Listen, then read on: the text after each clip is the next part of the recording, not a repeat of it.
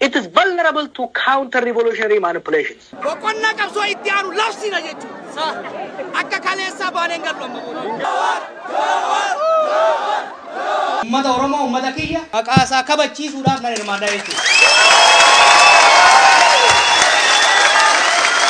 Atija Oromoo tiqaroo seenaaf aadaa kan dhugaa barbaadu hundumtuu si yaada.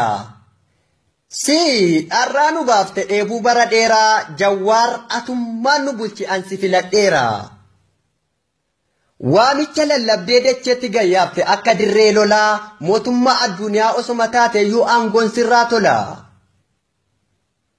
Qoolee gadi qabate kan duraan dhaadatu maa'ikii qabatee aamileensaa camnaan lamuu maal jedharee dubbachuu kakate.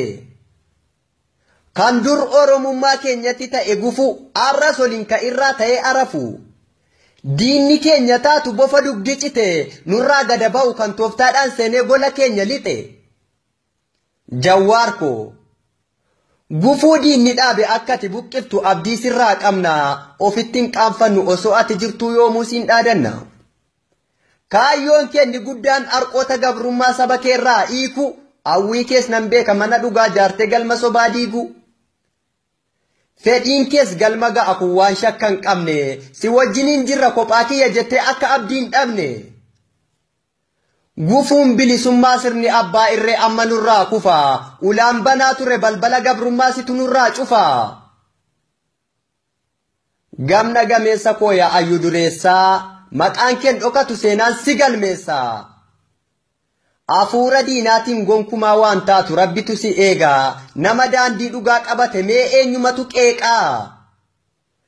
Arras kan si jibbu rabbii isaa godhu lukkuu qochoon cabee yoomuun dagatamu seenaan yaadata kan dhugaa lallabe.